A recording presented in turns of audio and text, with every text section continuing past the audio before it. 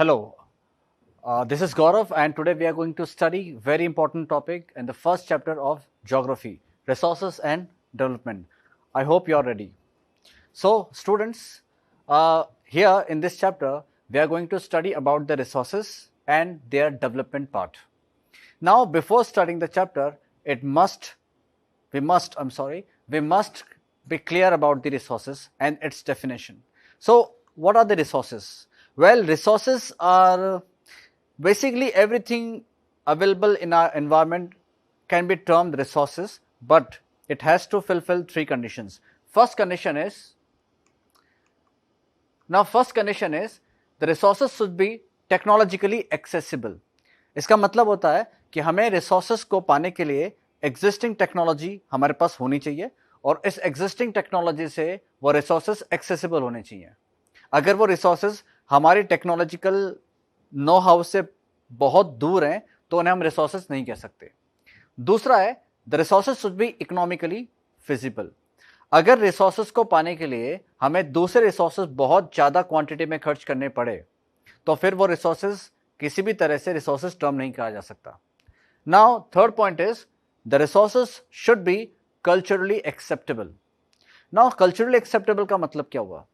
Suppose कीजिए कि कोई हजारों साल पुराना मंदिर है और उस मंदिर के नीचे हमें थोरियम की चट्टान मिली या थोरियम मिला और उस थोरियम को पाने के लिए हमें उस हजारों साल पुराने मंदिर को तोड़ना पड़ेगा. तो क्या हमारा कल्चर इस बात को एक्सेप्ट करेगा या हमारा कल्चर इस बात की हमें परमिशन देगा कि हम उस हजारों साल पुरानी कल्चरल हेरिटेज को तोड़कर हम थोरियम को पाएं? शायद नहीं. इसलिए उस मंदिर से या फिर उस मंदिर के नीचे जो थोरियम है वो हमारे लिए रिसोर्सेस नहीं हो सकता. तो रिसोर्सेस बनने के लिए इन तीन कंडीशन को फॉलो करना पड़ता है. पहला, it should be technologically accessible, it should be economically accessible and it should be culturally acceptable. Now, there is a deep interactive relationship between the resources and human. याद रखो, resources जब तक nature के पास है वो किसी भी काम का नहीं है जब तक कि उसे इंसान एक्सप्लॉइट करके डेवलप नहीं करता है. और इंसान इन रिसोर्सेज को कैसे डेवलप करता है? इंसान उस रिसोर्सेज को दो तरीकों से डेवलप करता है.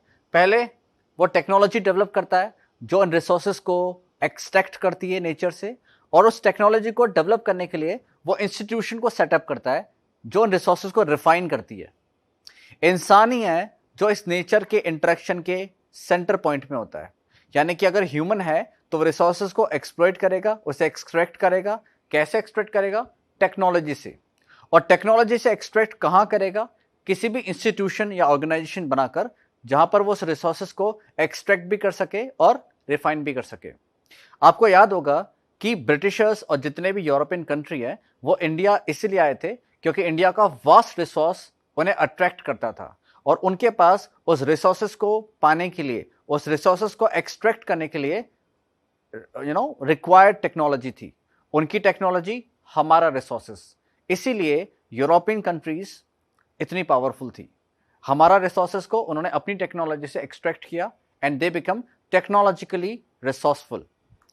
नाउ अगर हम रिसोर्सेज को क्लासिफाई करें तो रिसोर्सेज को क्लासिफाई बहुत सारी तरीकों से किया जा सकता है, बट जो मेन तरीके हैं जिसके थ्रू हम रिसोर्सेज को क्वालिफाई करते हैं वो है first, on the basis of origin, वो किस तरीके से पैदा हुआ है. On the basis of exhaustibility, on the basis of ownership and on the basis of status of development.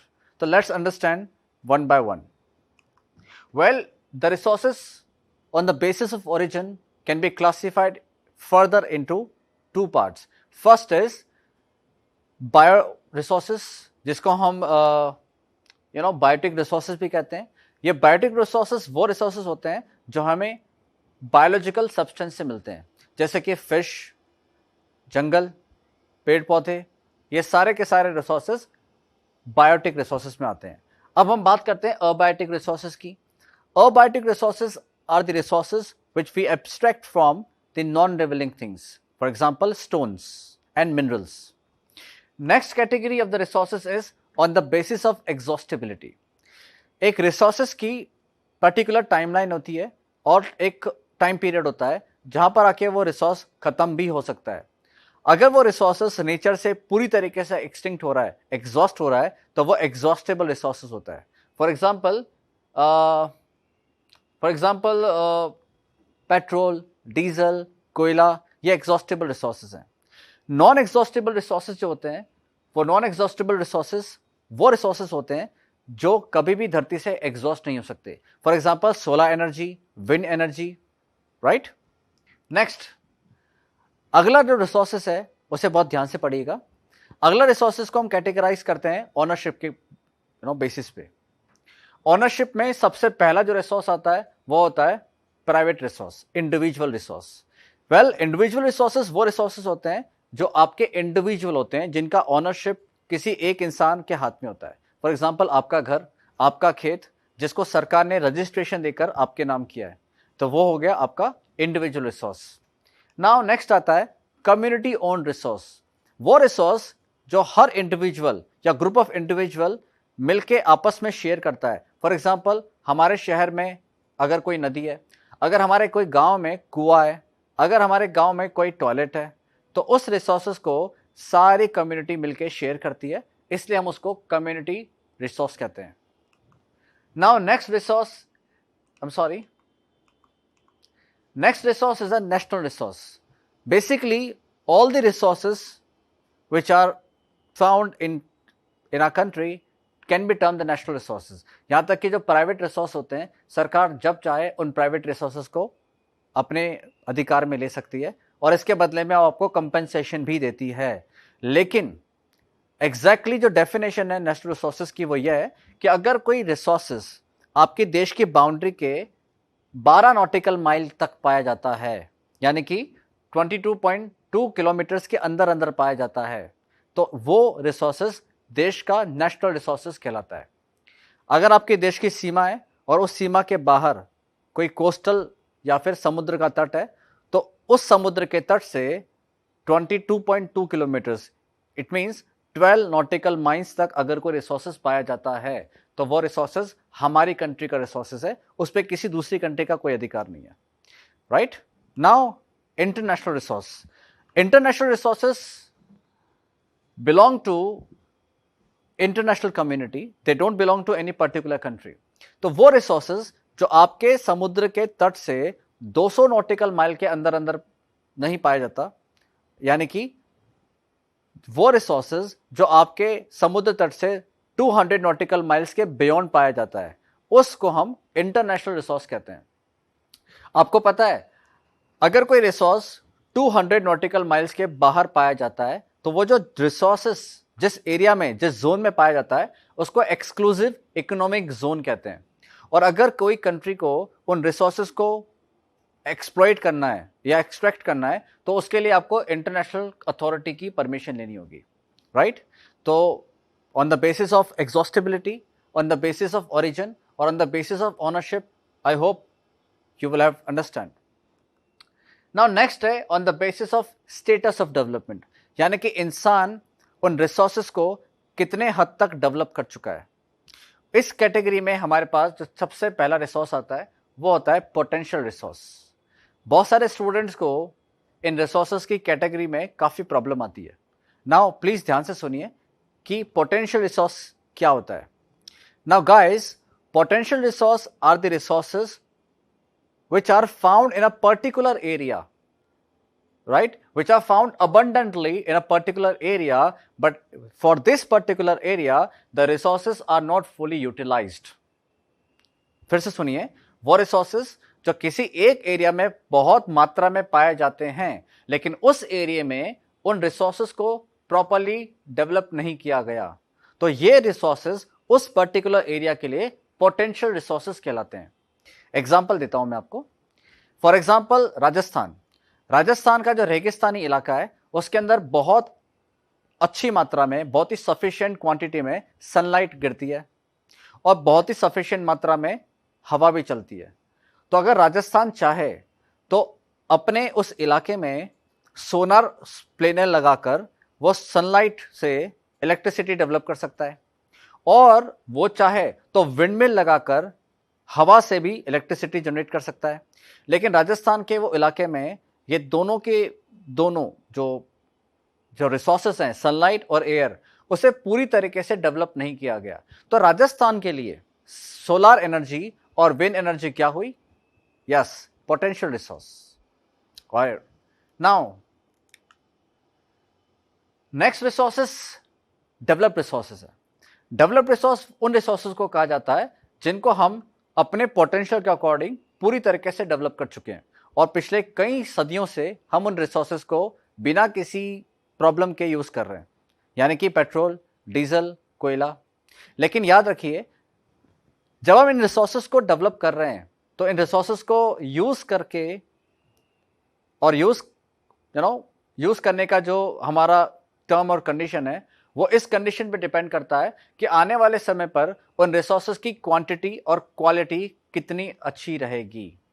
हो सकता है कि रिसोर्सेस खत्म भी हो जाएं, राइट? आप भी देखिए, जितने भी गल्फ कंट्रीज हैं उन्हें अभी से पता है कि उनके पास पेट्रोल हमेशा के लिए नहीं रहने वाला, तो वो गल्फ कंट्रीज अपने आप को as a tourism destination develop कर रही है।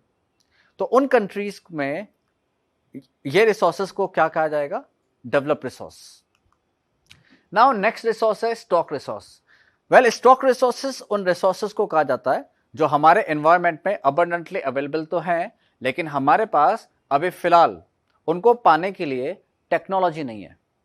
रिमेंबर माय डेफिनेशन, ये रिसोर्सेस टेक्नोलॉजिकली एक्सेसिबल नहीं है। फॉर एग्जाम्पल, हमें पता है कि हाइड्रोजन के 2 एटम और ऑक्सीजन के 1 एटम से पानी बनता है, लेकिन अभी फिलहाल इंसान ने उस टेक्नोलॉजी को उतने लेवल पे डेवलप नहीं किया कि वो इन दोनों को मिलाकर पानी बना पाए। तो ये जो रिसोर्सेस है, इन्हें हम स्टॉक रिसोर्स कहते हैं। नेक्स्ट रिसोर्स है रिजर्व्ड रिसोर्स। ध्यान से सुनिएगा, रिजर्व्ड रिसोर्स उन रिसोर्सेस को कहते हैं जो हमारे एनवायरनमेंट में अवेलेबल भी हैं और जिनको पाने के लिए हमारे पास टेक्नोलॉजी भी है, लेकिन फिलहाल वो टेक्नोलॉजी हमने एक्सपेरिमेंटल बेसिस पे यूज की है, उसे हम फुली यूज नहीं कर रहे। आगे आने वाले समय पर जब हमारे पास डेवलप रिसोर्स खत्म हो जाएंगे तो शायद इस टेक्नोलॉजी के दम पर हम इन रिसोर्सेस को यूज करेंगे। फॉर एग्जांपल, बहुत सारी वैलीज में हमने जियोथर्मल एनर्जी के प्लांट लगाए हुए हैं। वो जियोथर्मल एनर्जी के प्लांट धरती के गर्भ में होने वाली गर्मी से इलेक्ट्रिसिटी जनरेट करते हैं, पावर जनरेट करते हैं। लेकिन अभी हम इन पावर प्लांट्स को सिर्फ एक्सपेरिमेंट के बेसिस पे यूज कर रहे हैं, एक्चुअल ऑपरेशन इनका तैयार नहीं हुआ है। फ्यूचर में शायद हम इन रिसोर्सेस को ऑपरेशन में लेके आएं और इनसे हम पावर जनरेट करें, लेकिन फिलहाल इन ऑपरेशंस को हमने सिर्फ एक्सपेरिमेंट के बेसिस पे रखा हुआ है। तो वो रिसोर्सेस को हम कहते हैं रिजर्व रिसोर्स। आई होप कि आपको इसके बीच में डिफरेंस क्लियर हो चुका है। लाओ, जब इंसान के पास रिसोर्सेस था तो इंसान को लगता था कि जो रिसोर्सेस है ये फ्री का गिफ्ट है नेचर की तरफ से, ठीक है? तो इंसान ने क्या किया? उन रिसोर्सेस को अंधाधुन इनडिस्क्रिमिनेट तरीके से एक्सप्लॉइट करना स्टार्ट किया। फिर धीरे धीरे हम रिसोर्सेस को इतना एक्सप्लॉइट करते गए कि फाइनली हमें बहुत देर बाद रियलाइज हुआ कि हम रिसोर्सेस को एक्सप्लॉइट करते करते धरती को बहुत नुकसान पहुंचा रहे हैं। और रिसोर्सेस को एक्सप्लॉइट करते करते हमारा दुनिया जो है, हमारा जो वर्ल्ड है, वो 2 कैटेगरी में बढ़ चुका है। एक वो जिनके पास वो रिसोर्सेस बहुत ज्यादा क्वांटिटी में है, और एक तरफ वो दुनिया है जिनके पास इस रिसोर्सेस के बेसिस भी नहीं है।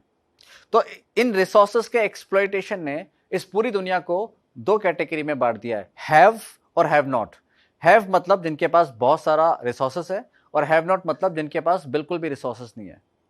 तो इंसान ने बहुत देर बाद जाके एक चीज रियलाइज की कि क्यों ना हम एक ऐसा सिस्टम डेवलप करें कि हम रिसोर्सेस को एक्सप्लॉइट भी करते जाएं, लेकिन उतना ही जितना कि हमारी जरूरत है, ताकि ये रिसोर्सेस हमारी फ्यूचर जनरेशन भी यूज कर सके। तो इंसान के दिमाग में एक नया कॉन्सेप्ट आया, और उस कॉन्सेप्ट को हम बोलते हैं sustainable development. Now guys, sustainable development is a development without harming the environment, so that the present generation can satisfy their need without compromising the need of future generation. ये एक ऐसा डेवलपमेंट है जहां पर हम नेचर को कोई नुकसान नहीं पहुंचाते, बल्कि नेचर से उतना ही लेते हैं जितना कि हमें जरूरत है, ताकि नेचर के पास हमेशा उतना रहे कि हमारे फ्यूचर जनरेशन अपनी आने वाली रिक्वायरमेंट को, नीड्स को सेटिस्फाई कर सके और हमें हमेशा थैंक बोले कि हमने उन रिसोर्सेज को उनके लिए बचा के रखा, राइट? तो इसे हम सस्टेनेबल डेवलपमेंट कहते हैं।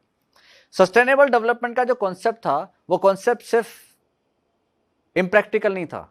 उस सस्टेनेबल डेवलपमेंट के कॉन्सेप्ट को प्रैक्टिकल बनाने के लिए बहुत सारे देश इकट्ठा हुए और बहुत सारे देश इकट्ठा होने के बाद एक कंट्री में मिले, जिस कंट्री को आप ब्राजील कहते हो। ब्राजील की जो कैपिटल है रियो डे जेनेरियो, वहां पर 100 से भी ज्यादा देशों के रिप्रेजेंटेटिव पहुंचे और उन्होंने आने वाली 21st सेंचुरी के लिए एक एजेंडा तैयार किया, एक प्लानिंग तैयार की। इसलिए इस मीटिंग को हम बोलते हैं एजेंडा 21 अर्थ समिट। नाउ इस अर्थ समिट की जो मेन हाईलाइट्स हैं वो इस तरीके से कि अर्थ समिट जून 1992 में हुआ था। इस अर्थ समिट में एज आई टोल्ड यू 100 से भी ज्यादा कंट्री के रिप्रेजेंटेटिव मिले थे और इस अर्थ समिट को बोला गया था United nation conference of environment development. Now इस कॉन्फ्रेंस में एक रेजोल्यूशन लिया गया था। यह रेजोल्यूशन था कि हमें दुनिया में सस्टेनेबल डेवलपमेंट के लिए काम करना है और हमें दुनिया में डिजीज से फाइट करनी है और हमें दुनिया में गरीबी से, पॉवर्टी से फाइट करनी है। और इस कॉन्फ्रेंस में पहली बार सस्टेनेबल डेवलपमेंट के आइडिया को डिस्कस किया गया था, जो कि बहुत पसंद भी किया गया। इसके बाद उन सभी 100 कंट्री के रिप्रेजेंटेटिव ने रेजोल्यूशन लिया, संकल्प लिया कि वो अब अपने देश में सस्टेनेबल डेवलपमेंट के लिए काम करेंगे, राइट? तो अब हम अपने देश की बात करते हैं। तो स्टूडेंट, आपको पता होगा कि हमारे देश में बहुत सारे अलग अलग राज्य हैं और हमारे देश के फिजिकल फीचर्स बहुत अलग अलग हैं। हमारे देश में कोई रिसोर्सेस किसी जगह पर बहुत ही अबंडेंटली पाया जाता है, बहुत ज़्यादा मात्रा में पाया जाता है, और वही रिसोर्सेस कहीं और बिल्कुल भी नहीं है। फॉर एग्जाम्पल, आसाम में, बिहार में हर साल बाढ़ आती है, लेकिन राजस्थान हमेशा अकाल से जूझता रहता है। झारखंड में, छत्तीसगढ़ में बहुत सारे कोयले के भंडार हैं, लेकिन हमारे देश के कई पार्ट में कोयला नहीं पाया जाता। तो फिर हम अपने देश को डेवलपमेंट गोल को कैसे पूरा कर सकते हैं? उसके लिए हमें एक प्लानिंग की जरूरत है कि किस तरीके से हम रिसोर्सेज को कैटेगराइज करें और किस तरीके से रिसोर्सेज को यूज करें ताकि हम अपने देश का फ्यूचर डेवलपमेंट गोल को पूरा कर सकें। अब हमें जरूरत पड़ी रिसोर्सेज प्लानिंग की। तो रिसोर्सेज प्लानिंग में हमारे अंदर किस चीज के रिसोर्सेज प्लानिंग जब हमने की तो हमने क्यों किया उसे? हमने इसलिए किया ताकि हम उन रिसोर्सेज के अंधाधुंध यूज को रोक सकें, ताकि हम एक बैलेंस मेंटेन कर सकें। जहां पर वो रिसोर्सेज बहुत ज्यादा है और जहां पर वो रिसोर्सेज बहुत कम है, उन दोनों के बीच में एक बैलेंस मेंटेन करने के लिए हमने रिसोर्सेज प्लानिंग की। तो let's understand the step of resource planning in India. Well, सबसे पहला जो रिसोर्स प्लानिंग होता है इंडिया में, वो होता है रिसोर्सेज का सर्वे करना। एक टीम बनती है, वो रिसोर्सेज का सर्वे करती है, आइडेंटिफिकेशन करती है, और आइडेंटिफिकेशन करने के बाद वो दो फैक्टर्स को मेजर करती है। पहला फैक्टर होता है उस रिसोर्सेज की क्वांटिटी और दूसरा फैक्टर होता है उस रिसोर्सेज की क्वालिटी। जब वो दोनों फैक्टर मैच हो जाते हैं, यानी कि अगर मैं एक साइंटिस्ट हूं और मैं सर्वे कर रहा हूं, किसी रिसोर्सेज की क्वालिटी और क्वांटिटी दोनों मैच हो जाती है, तब मैं इंश्योर करता हूं कि मैं उस रिसोर्सेज को यूज कर सकता हूं। उसके बाद मैं देखता हूं कि क्या मेरे पास वो रिसोर्सेज इतनी क्वांटिटी में या उतनी क्वालिटी में हैं कि मैं अपने गोल को पूरा कर सकूं। जब मैं देखता हूं कि यस, मेरे पास वो रिसोर्सेज इतनी क्वालिटी में और इतनी क्वांटिटी में हैं कि अपने गोल को पूरा किया जा सकता है, तो तीसरा स्टेप आता है कि मैं अपने इंस्टीट्यूशन और ऑर्गेनाइजेशन को सेटअप करता हूं ताकि मैं वहां पर उस टेक्नोलॉजी के थ्रू उन रिसोर्सेज को एक्सट्रैक्ट करके, रिफाइन करके, फाइनली वो प्लांट तैयार कर सकूं जहां पर मैं एनर्जी जनरेट कर सकूं, पावर जनरेट कर सकूं, ताकि मेरे डेवलपमेंट गोल मैं पूरे कर सकूं। तो रिसोर्सेज प्लानिंग की 3 स्टेप हैं। पहली, identification and survey. Second, matching up the resources with my future developmental goal. And third, setting up the institution which finally extract the resources and refine this to meet my future development goal. तो आज के chapter में हमने पढ़ा कि resources क्या होते हैं, रिसोर्सेज की डेफिनेशन क्या होती है। रिसोर्सेज की डेफिनेशन पूरा करने के लिए हमें किन किन फैक्टर्स का ध्यान रखना पड़ता है। उसके बाद हमने पढ़ा क्लासिफिकेशन ऑफ रिसोर्सेज, जिसके अंदर हमने पढ़ा कि रिसोर्सेज को अलग अलग कैटेगरी में क्लासीफाई किया जाता है। पहला है on the basis of origin, दूसरा है on the basis of exhaustibility, तीसरा है on the basis of ownership, और चौथा है on the basis of development. फिर हमने पढ़ा कि रिसोर्सेज को किस तरीके से हम सस्टेनेबल डेवलपमेंट करते हुए बचा के रख सकते हैं आने वाली फ्यूचर जनरेशन के लिए। और फिर हमने पढ़ा कि रिसोर्सेज के यूजेस को, एक्सप्लॉयटेशन को रोकने के लिए हम उन रिसोर्सेज की प्लानिंग को अपने देश में किस तरीके से एग्जीक्यूट करते हैं। आज के लिए इतना ही काफ़ी है। अगले चैप्टर में हम बाकी के पार्ट पढ़ेंगे। Thanks a lot.